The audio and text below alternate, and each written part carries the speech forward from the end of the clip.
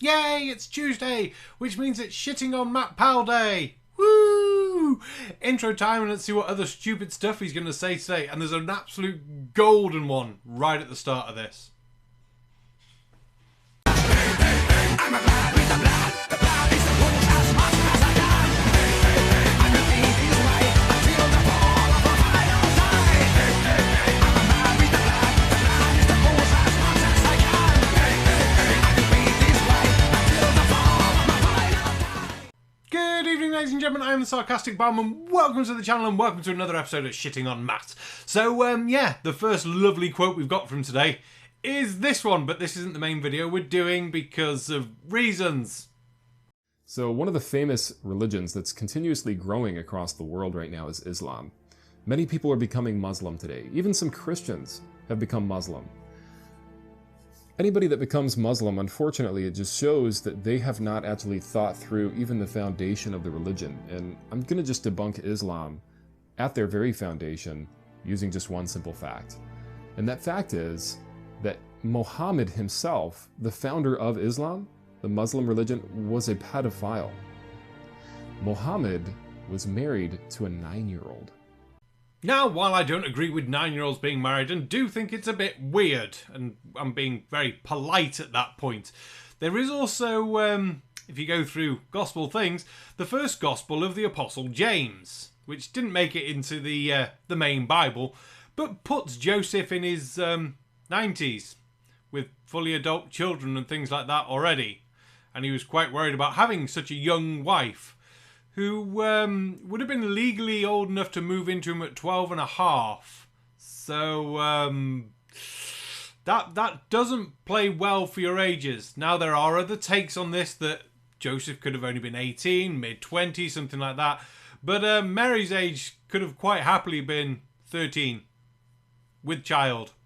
So, best not throw rocks in that glass house of yours there. Now, on to the main video, because we're not covering Muslim versus Christianity and Matt Powell's take on it, because I've only watched that bit, but I feel like I just don't want to do it. I really don't.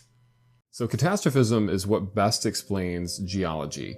Now, if you talk to an evolutionist, usually they'll say that uniformitarianism is the mechanism that we know explains the past, and they'll say that the present is the key to the past.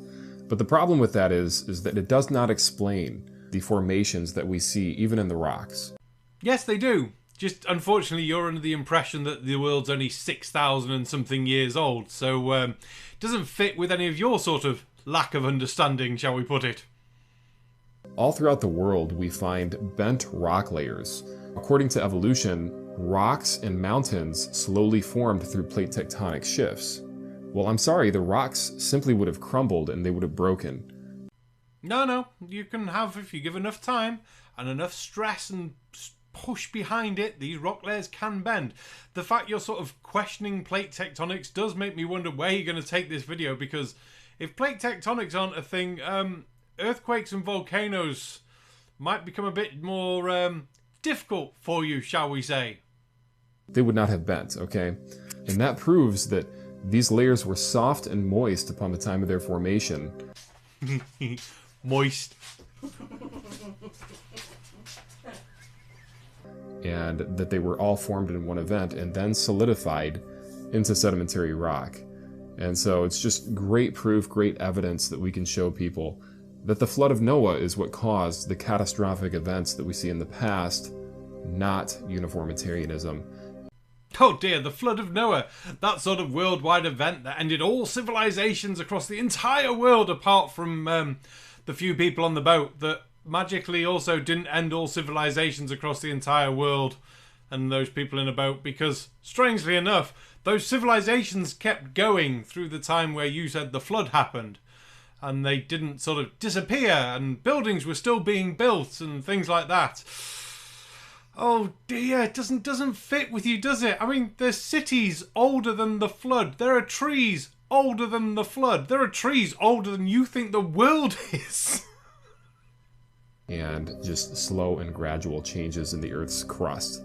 We also find identical amounts of Sh1ting in coal seams across the world. Now, Sh1ting only lasts 50,000 years. So if you have a layer forming and then it solidifies and then C14 or coal getting smashed in between those layers, vegetation, that over time is going to lose its C14 because the half-life is 5,730 years. And then my question back to you is, why are you using C14 dating on things you know are going to be stupidly old? Anything older than 20,000 years, you don't really want to use C14 carbon dating on, simply because the background radiation is so much higher than the minuscule amount of radiation given off by the C14 in the object you're trying to look at. So therefore, you're not going to get an accurate date. You're going to be just testing the background radiation, basically. I mean, that's a very simplistic way of putting it, but yeah, this is why we have different dating methods for things of different ages. So C14 is not going to last over 50,000 years in anything that it is encapsulated in. The fact that we find identical amounts of C14 in all of the coal seams across the world is great evidence that all of those layers are the same age and that they were all laid down in one event. Or it's great evidence that creationists misuse carbon-14 dating, then lie about the results just to try and get the attention and try and hold up their card of house fucking beliefs. Which one sounds more believable? Someone fucking up because they don't like the answer, or, well, basically, Magic Sky Daddy did everything. Like I said, catastrophism best explains the past. Catastrophism is what we would predict as part of Noah's flood. It would cause the most catastrophic events that you could possibly imagine and leave behind the evidence that we see today. What, the fact that the higher the fossil is to the layer we're on now, the more complex it is, and the lower down are the less complex things. And I don't even mean just in size, just the more complex sort of design, and how mammals don't really appear as large things until a bit later on. See, the whole thing of fossils and layers and things like that really fucks over your idea. One of the other things that we continuously find on all mountains is sea life and crustaceans. And in some cases we find clams or mollusks that are as big as cars in the closed position on the top of Mount Everest, for example. Now, while giant clams and giant clam fossils are an actual thing, and I think the biggest one was over 4 foot across, that doesn't mean they were found on top of Everest, because they weren't. Now we're going to let you off as not a lie, just a slip of the tongue trying to prove your point by mudging up the truth, shall we say. There have been aquatic animals found as fossils on top of Everest. But again, this goes back to plate tectonics. We know plates move. Plates have been tracked moving. They've been measured moving. So, yeah. Again, all you're actually doing is reaffirming the point that plates move, not that there was a giant flood. And if you are trying to say that giant clams were found fossilized on the top of mountains because of the flood, then strangely enough, why didn't Noah land on Everest? Because it'd be the highest point there. Also, how did the clams suddenly move from the ocean where they were to the top of Everest in however many days the flood lasted? Was it 90 days or something like that? Someone can correct me on the exact number of days down below. I don't even think it was that long. So, once again, no. Now, keep in mind, when creatures like this die in nature, naturally they open up. The muscle will relax and a scavenger will come and eat them. Hang on. So a closed clam on top of Everest, which isn't up there, would be your evidence that there was a worldwide flood. Right, let's take this along its logical conclusion. You're on Everest, the highest thing in the world. The waters are now receding. What's buried you? I mean, seriously, it's quite a simple one there, isn't it? Rushing water isn't going to suddenly bury you from the top of the highest bit, because when it's at the highest bit, it's not going to be rushing that quickly. So that doesn't actually fit your narrative. What would be more plausible is this tectonic plate that's moving has an earthquake one day, and there's a mudslide and covers the clams up. Over millions of years, that slowly becomes the top of a mountain. That works a lot better. And if you're saying, oh no, the waters rushed and flew so quickly, then why did Noah basically stay in the same place that he sort of built the boat? If the water was flowing that quickly and that rapidly away from everywhere to drain back down into Earth, surely the boat would have been caught in the currents and dragged hundreds and thousands of miles away. No? That too logical for you? Thought it might be. But the fact that we find them in a closed position, clams that are as big as cars, proves that they were buried by catastrophism, by Noah's flood, and then pushed up through the mountain through plate tectonics in a rapid event. Think about it. If the whole world, I believe, would be eroded in less than 2 million years, all mountains would be eroded flat. How is it that it takes millions of years for mountains to form? Hang on. We need to step back here. So, Noah's flood buried the giant clams. Okay, we can let you off with that one. And then plate tectonics pushed them up to the top of the mountain. You can't have things both ways. You can't have plate tectonics and the flood and have them acting so quickly. Because you're saying that went from the ocean floor up to the top of the mountain in, what, 3,000 years? But then we've known about Everest for a while, so if you want to say 1,000 years? And where are you getting this, the whole world will be flat in 2 million years because of erosion?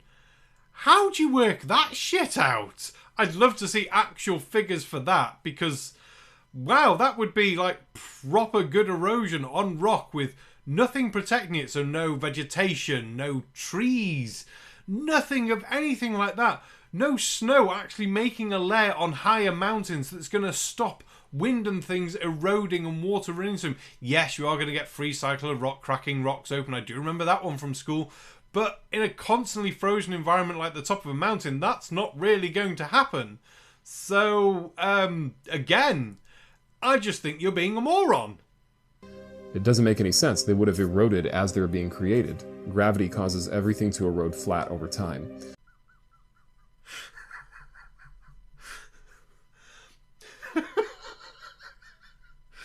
Gravity causes everything to be eroded flat over time.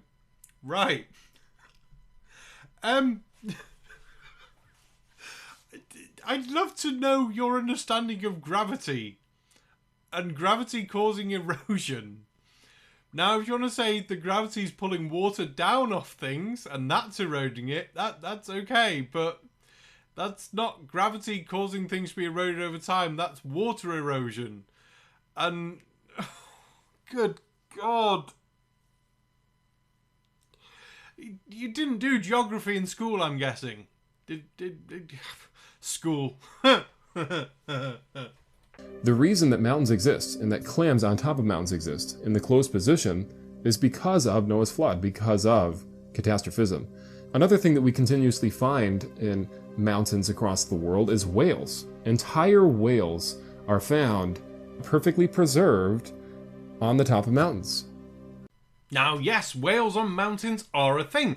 In the Andes, South America, there are whales on top of mountains, plateau, 850 miles from Santiago. Yay, phonology things.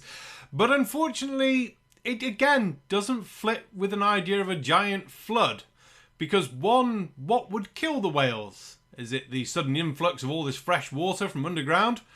No, are we saying it's salty water? And okay, the whales are fine in that case. But all the other fish are a bit fucked, or only freshwater ones. Or maybe they become salt or freshwater fish till after the giant flood. Who knows?